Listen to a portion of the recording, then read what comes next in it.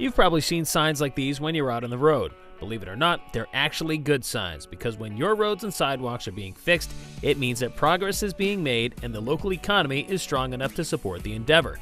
If you stop to think about it, that truck you're driving behind might be on its way to the local elementary school where they're putting in new sports fields. When it was built originally, there was never any irrigation put in it, and the kids down here in South Plymouth really needed a field that they could use on a regular basis. It may also have been delivering materials to the Pembroke schools when they put their new roofs on. Actually starting a part of the most interesting work. So when you drive up to the high school, you see that glass semicircle on the roof called the barrel vault. They're actually going to start taking it apart. And sometimes they're on their way to tear things down. This is the former Duxbury Middle School. You'll see that at the present time we're approximately 75% complete with demolition.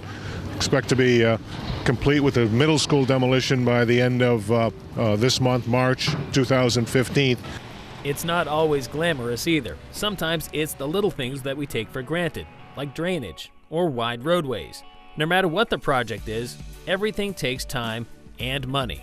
Well, I've been dealing with the Route 14 corridor project for 11 years. The towns pay for the design and permitting for these projects, and that's usually 10 to 15%, so the town probably spent anywhere between $700,000 and $1 million for this $8 million project.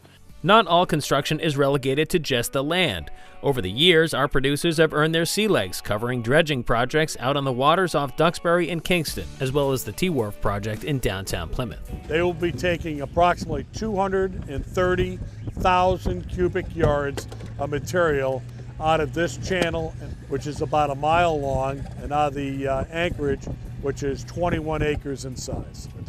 The Jones River has a rich history in boat building back at the turn of the century, and as things changed, they tried widening the river from its original base back in the late 30s or early 40s, and that changed the complexure of the waterfront quite a bit. The town was actually able to get a $2 million Mass Works grant, which covers about half the cost to replace the T-Wharf.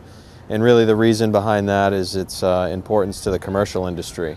This is nothing more than a continuation of the infrastructure or your roadways to the water. It creates public safety and it creates navigation. Kingston Bay has never been officially dredged in the history of Kingston.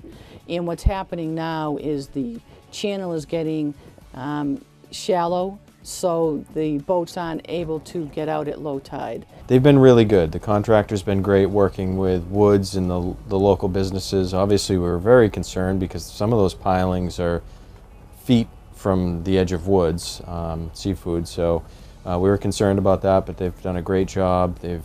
And they drive the pilings early in the morning to keep away from the busy lunch hours and dinner, so they've done a great job.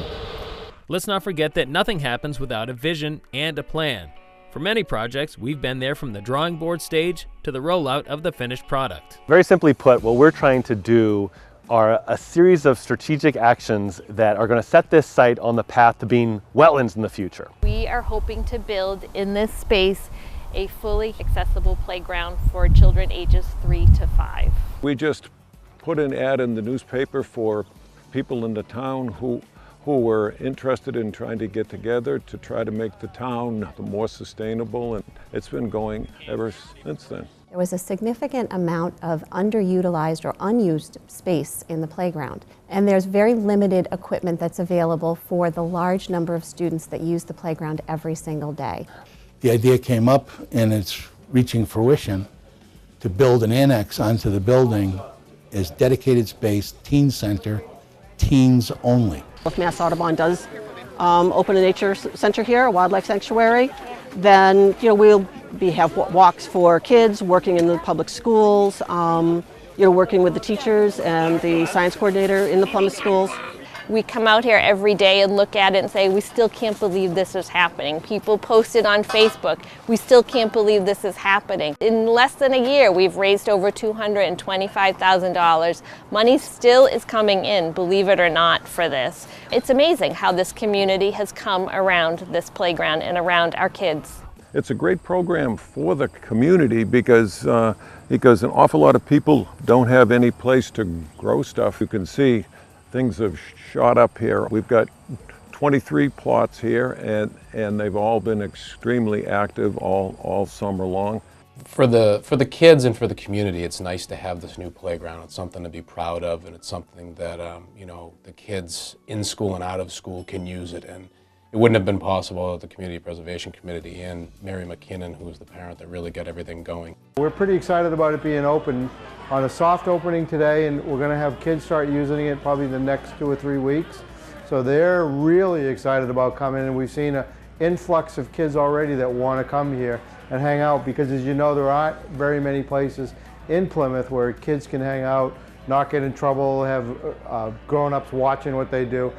Not to be lost in all of this is the legwork and deal-making that our local legislators must do to turn these projects from an idea to a reality. While it may seem as though they only show up with their shovels for the groundbreaking ceremonies or the giant scissors for the ribbon cuttings, they're out there dealing with the bureaucratic process of implementing development. This is our official groundbreaking for the new town hall.